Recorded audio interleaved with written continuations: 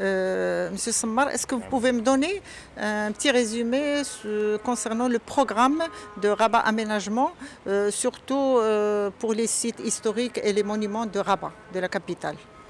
Bien sûr, madame. Tout d'abord, bonjour, madame Wafa. C'est toujours un honneur et un plaisir de vous voir et de faire des interviews avec vous, vu votre professionnalisme et votre qualité exceptionnelle par rapport, et votre amour aussi pour le patrimoine, surtout le patrimoine de votre ville native, qui est la ville de Rabat.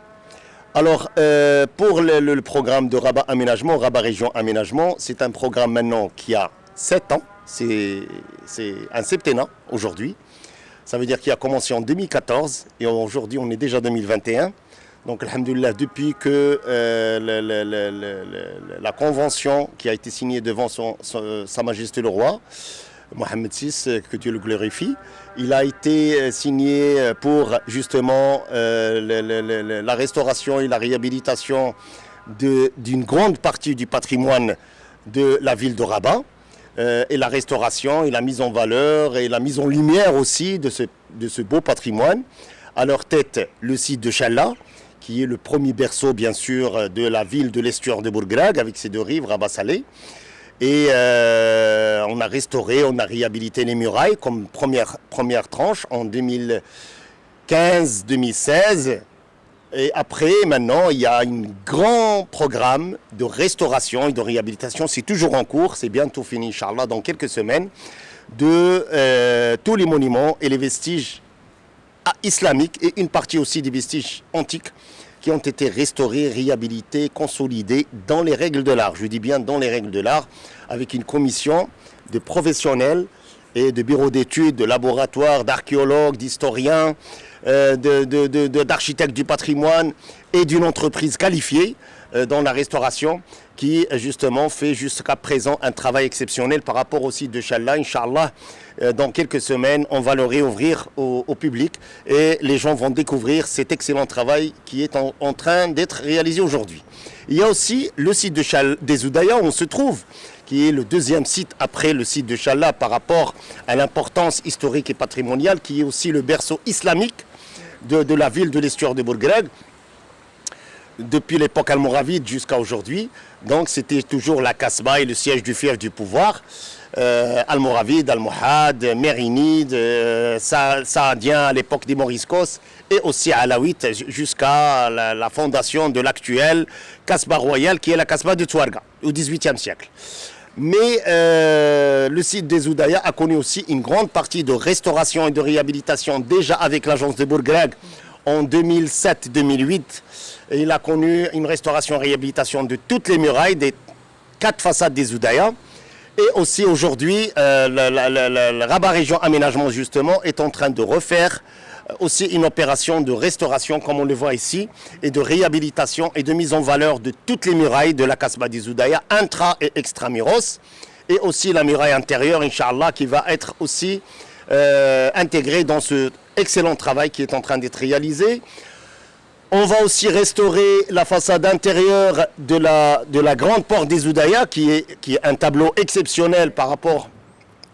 Elle fait avec la porte de Agnaou, de Bab Agnaou à Marrakech, les 2 exceptions des plus belles portes almohades de tout le royaume du Maroc, si ce n'est pas de tout l'Occident musulman, y compris l'Andalousie. Et il y a aussi une restauration, Inch'Allah, un grand programme aussi en cours d'études. La restauration et la réhabilitation et la mise en valeur de toute la Kasbah des Oudaya, toutes les rues, la rue Jama' et la rue Bazo et toutes les ruelles. Ils vont, Inch'Allah, avoir un programme de revêtement du sol, éclairage public, plaques signalétiques, ravalement des façades, aussi la mise en lumière des monuments les plus importants comme le minaret de la mosquée Al-Atiq et aussi les souterrains et aussi une bonne partie des murailles intérieures et d'autres monuments comme la place du sémaphore et l'entrepôt Moulay El Yazid et la Scala de Bourj Khanzira et d'autres monuments importants qui mettent en valeur justement ce beau site. Donc il y a un programme important, il y a des choses qui sont en cours, comme je vous ai dit, il y a des choses qui sont en cours d'études et bientôt, Inch'Allah, ils vont voir le jour et on va commencer les travaux de réalisation de ces projets. Il y a aussi la Médina de Rabat qui connaît depuis 2017, si j'ai une bonne mémoire, depuis 2017, ce qu'on appelle FMR, ça veut dire les travaux de restauration et de réhabilitation des bâtiments menacés en ruine. Ces bâtiments menacés en ruine, justement, il y a un grand programme, que ce soit de l'agence de Bourg-Grec dans sa partie ou de RRA, Rabat Région Aménagement, donc le reste de toute la Médina de Rabat. Donc il y a un programme colossal, je dis bien colossal. Il y a une équipe qui fait un travail exceptionnel de RRA. C'est pas facile, c'est un travail très complexe, c'est un travail compliqué. Il faut faire de la gestion à la fois technique et sociale.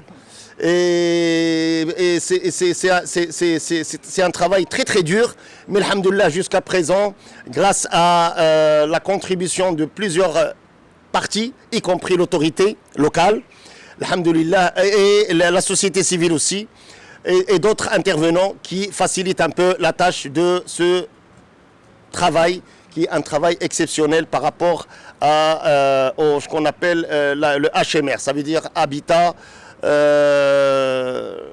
menace en ruine, qui menace en ruine. Donc, en dehors de ça, il y a aussi, vous le voyez très bien, à Bab el-Bahr, il y a la restauration et la réhabilitation et la mise en valeur de Bab el-Bahr et de la place de Bab el-Bahr. On l'a réaménagé, il a déjà été aménagé en 2006 à l'époque de l'agence Bourg-Grec.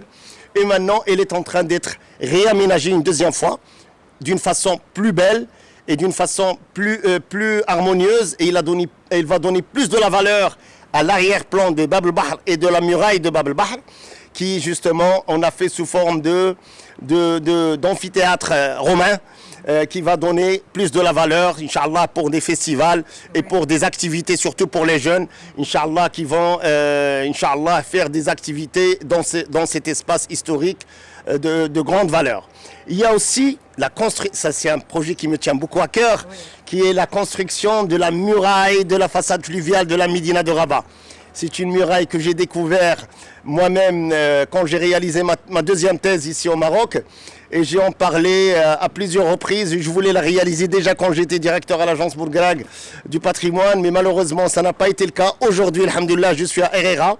Et je suis en train de réaliser, on est en train de réaliser à RRA, toute l'équipe de RRA est en train de réaliser, alhamdoulilah, un projet extraordinaire qui est le projet de la restitution, de la reconstruction de la muraille historique qui s'étend de Bourg Sidi Mkhlouf à Brija de Bab el-Bahr, en passant par toute la façade du Mellah et la façade des tanneries, ça veut dire du Urdbach, qui est justement, Inch'Allah, aussi un futur projet aussi, qui va être réalisé dans les règles de l'art, avec une place publique et avec des aménagements qui vont servir la population de la Médina et la population du quartier Mellah et la population des quartiers avoisinants. Et aussi, on va créer un circuit touristique qui va lier le minaret Hassan et la grande mosquée Hassan avec le mausolée et bien sûr le Bourg Sidi Mkhlouf, en passant par tout ce chemin de ronde via la façade fluviale de Mellah, via les tanneries, en descendant par l'Al-Laqdiya et en sortant par Bab el-Bahr. Et ça va être un circuit touristique extraordinaire parce qu'il y a des perspectives de vue qui s'étendent sur le fleuve et sur la rive droite et sur le minaret Hassan et sur une bonne partie et sur le grand théâtre de Rabat aussi et la future tour Mohammed VI, Inch'Allah. Ça veut dire que c'est des futurs monuments. Actuellement, c'est des projets modernes, mais ça va être dans quelques décennies des monuments de la ville de Rabat pour nos petits-enfants et pour les futures générations, Inch'Allah.